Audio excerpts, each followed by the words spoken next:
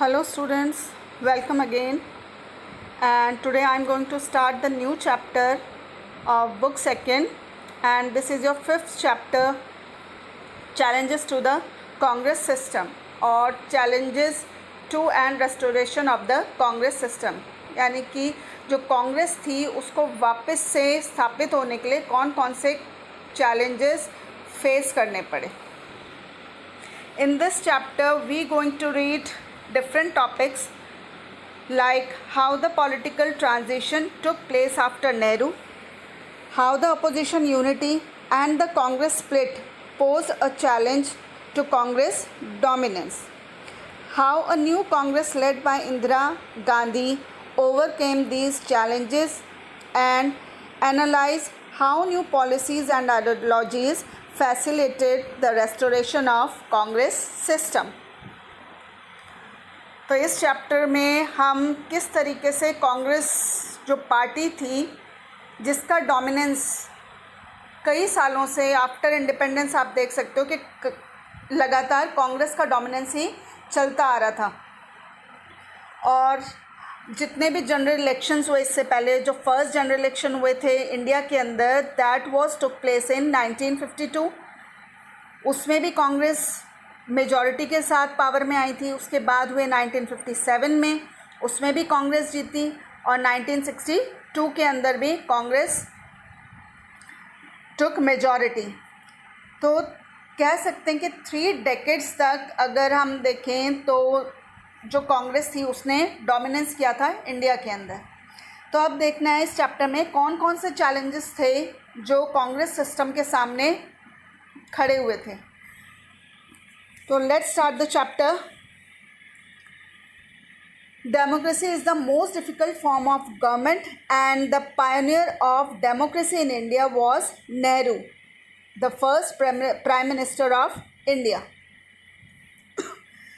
कि डेमोक्रेसी क्या थी हमारे जैसी कंट्री के लिए, यानी जिसने इतने साल गुलामी के बाद अभी अभी अपनी इंडिपेंडेंस हासिल की थी, तो वहाँ पे डेमोक्रेसी को स्टैब्लिश किया गया था।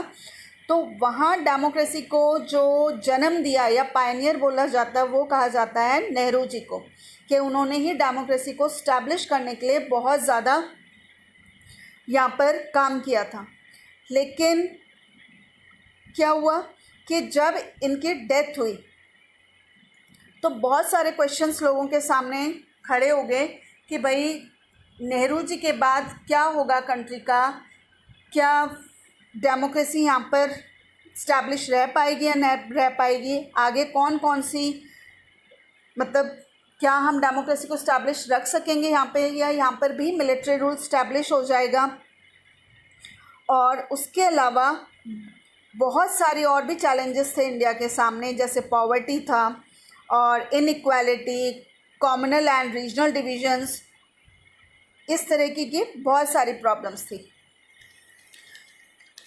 तो बहुत सारे लोगों ने सोचा कि that India's experiment with democracy after Nehru would fail, and it was fear that like many other newly independent countries India would not be able to manage a democratic transition, and all this could lead to political role for the army. कि भाई नेहरू के बाद कोई ऐसा powerful leader नहीं है जिसकी वजह से इंडिया में डेमोक्रेसी स्टैब्लिश रह सकेगी, और इस सिस्टम को यहाँ पर जल्दी ख़त्म हो जाएगा, और यहाँ पर क्या सिस्टम स्टैब्लिश हो जाएगा, आर्मी सिस्टम।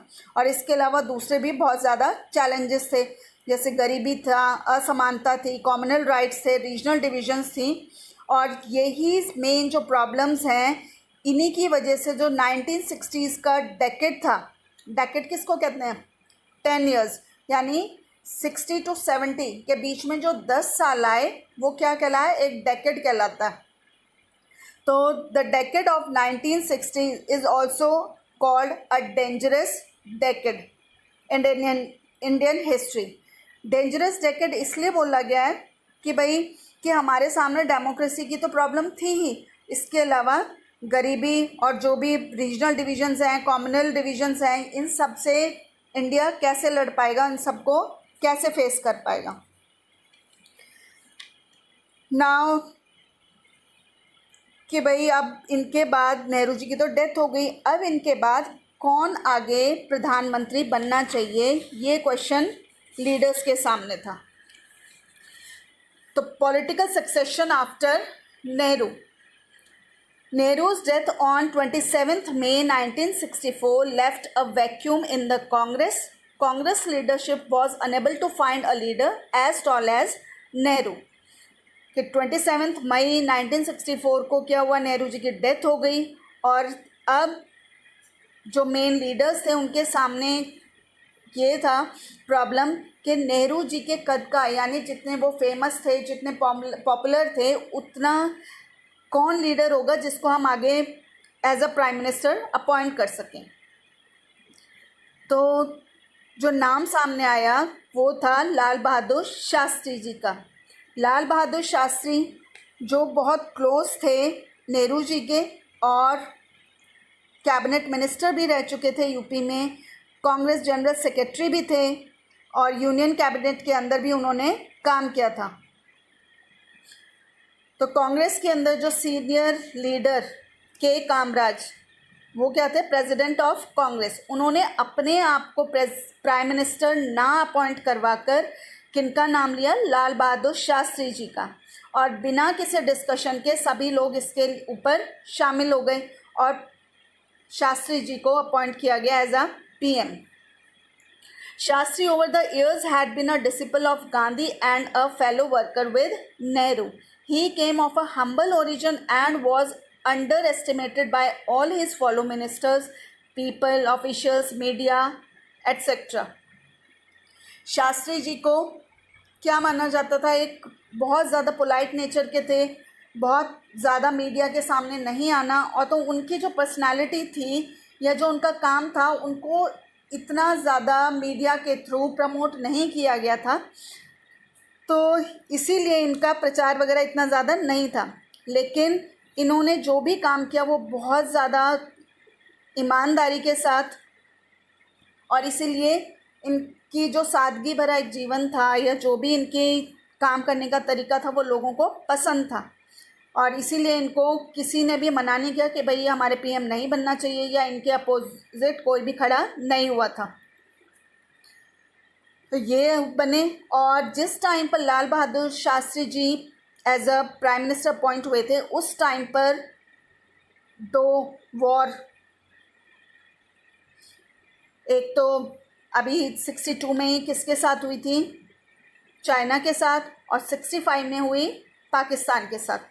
तो पाकिस्तान के साथ जब वॉर हुई तो उस टाइम पर शास्त्री जी ही पीएम थे, और इन्होंने जो भी अपनी आर्मीज़ को अटैक करने के लिए उस टाइम पर परमिशन दी, तो इंडियन आर्मीज़ ने करीब करीब लाहौर तक अपना कंट्रोल कर लिया था। और उस टाइम शास्त्री जी चाहते तो आज लाहौर इंडिया का ही हिस्सा होता, लेकिन उन्होंने ऐसा कुछ नहीं किया, कंट्रोल वहाँ तक कर लिया था लेकिन उसको पाकिस्तान का ही हिस्सा रहने दिया था। दूसरी तरफ एग्रीकल्चर प्रोडक्शन में भी इनका बहुत ज़्यादा रोल रहा है। कई नई एग्रीकल्चर रिसर्च सेंटर्स खोले गए थे और किस तरीके से हम ज़्यादा से ज़्यादा प्रोडक्शन को बढ़ा सकें, इस चीज़ पर जोर दिया था। और इन्हीं का एक फेमस स्लोगन था, जय जवान जय किसान, क्योंकि इनका ये मानना था कि भाई हमारा जो सोल्जर है, जो जवान है, वो भी उतना स्ट्रांग होना चाहिए और जो हमारा फार्मर है वो भी उतना ही स्ट्रांग होना चाहिए, क्योंकि किसान क्या दे रहा है हमें खाने के लिए, और जो हमारे सिक्योरिटी कर रहा है वो कर रहा है सोल्जर। तो दोनों की ही इम्पोर्टेंस बहुत ज़्यादा थी, इसीलिए इनका ये नारा बहुत ज़्यादा फेमस हुआ था। और जब पाकिस्तान के साथ युद्ध हुआ उसके बाद एक पीस एग्रीमेंट किया गया था ताशकंद में, जो हम पिछले चैप्टर्स में ऑलरेडी रीड कर चुके हैं, ताशकंद एग्रीमेंट। और इसके तुरंत बाद ही 1966 में, जनवरी 1966 में ताशकंद के अंदर ही शास्त्री जी की डेथ हो गई थी, जिसका रीज़न आज तक किसी को भी पता नहीं लगा कि भाई उनकी डेथ क्यों हुई। तो बहुत शॉर्ट टाइम के लिए एज अ पीएम इन्होंने काम किया, लेकिन जो भी किया बहुत शानदार और बढ़िया। अब फिर से वही क्वेश्चन आता है कि नेहरू जी के बाद शास्त्री जी बने, अब शास्त्री जी के बाद कौन? तो Shastri ji death brought the challenge of succession back within 2 years, यानी वापस से वही क्वेश्चन खड़ा हो गया कांग्रेस वालों के सामने कि भाई अब कौन बनेगा। तो after Lal Bahadur Shastri, Congress choose Indira Gandhi as the successor. At that time she was young and daughter of Nehru, one of the most able leaders of India। अब यही था कि अब उनके डेथ के बाद कौन बनना चाहिए। तो जो भी कांग्रेस लीडर्स थे उनके सामने जो चॉइस थी वो थी इंदिरा गांधी की, जो डॉटर थी नेहरू जी की, उस टाइम पर बिल्कुल यंग थी। Congress president proposed the name of Indira Gandhi, which was endorsed by nearly all the Congress chief ministers. Though Morarji Desai was more able and experienced than Indira Gandhi and should have been the natural choice, Kamraj and other congressmen had their inhibitions about Desai, and therefore Indira Gandhi was chosen as the natural successor। हालांकि इंदिरा गांधी से जो बहुत senior most इस time पर leader थे वो थे मोरारजी देसाई, तो एक तरफ उनको भी बनाया जा सकता था, लेकिन कांग्रेस के जो मेंबर्स थे वो उनको ना बनाकर किसको सपोर्ट कर रहे थे? इंदिरा गांधी को। क्यों कर रहे थे? क्वेश्चन ये भी पूछा जाता है, why Congress leader support Indira Gandhi. तो मेन रीज़न यही था कि उनको ये लगता था कि इंदिरा गांधी क्या नहीं है, अभी उनको इतनी पॉलिटिक्स की इतनी नॉलेज नहीं है, तो हमारे हाथों की क्या बन जाएंगी, वो एज अ पपेट काम करेंगी, जो सीनियर लीडर्स कहेंगे उनके अकॉर्डिंग वो काम करती रहेंगी। तो ये सोच के इन्होंने इंदिरा गांधी को सपोर्ट किया था। जबकि दूसरी तरफ जो मोरारजी देसाई थे वो एक्सपीरियंस्ड पुराने नेता थे, वो उनके अंडर काम नहीं करते, वो अपनी मर्ज़ी से काम करते। तो इसलिए कांग्रेस वालों ने अपना झुकाव इंदिरा गांधी की तरफ रखा। तो इलेक्शंस हुए और इलेक्शंस के अंदर जो रिज़ल्ट आया, Congress won the contest by 355 votes to 169। A peaceful transition of power in spite of intense competition was seen as a sign of maturity of India's democracy। यानी कि जो ये इलेक्शंस हुए इसके अंदर जो कांग्रेस थी उसने 355 वोट से जीत हासिल कर ली, और जबकि जो देसाई थे उनको सिर्फ 169 वोट ही मिले थे। तो इस तरीके से जो ट्रांजिशन था पॉलिटिकल पार्टी का, जो कंपटीशन का, वो बहुत शांति के साथ कंप्लीट हुआ और इंदिरा गांधी जीत गई। लेकिन इस टाइम पर जो भी कंडीशंस चल रही थी इंडिया की वो बहुत ज़्यादा बुरी थी, क्योंकि अभी अभी उन्होंने दो इतने बड़े पावरफुल और एक्सपीरियंस प्राइम मिनिस्टर्स को खोया था, एक नेहरू जी और दूसरे शास्त्री जी। दूसरी तरफ इंडिया 2 युद्ध झेल चुकी थी, चीन के साथ 1962 का और पाकिस्तान के साथ 1965 का। तो ऐसे टाइम पर इंडिया को एक बहुत ज़्यादा सक्सेसफुल लीडर, एक्सपीरियंस लीडर की ज़रूरत थी, और इस टाइम पर जो कांग्रेस लेकर आई वो ऐसे लीडर को लेकर आए जो बहुत, जिसके अंदर एनर्जी हो, यंग हो। और कांग्रेस ने 1967 में जो भी पार्लियामेंट्री इलेक्शंस हुए उनको जीता, और इंदिरा पहली वुमेन लीडर बनी जिन्होंने डेमोक्रेसी को लीड किया था इंडिया के अंदर।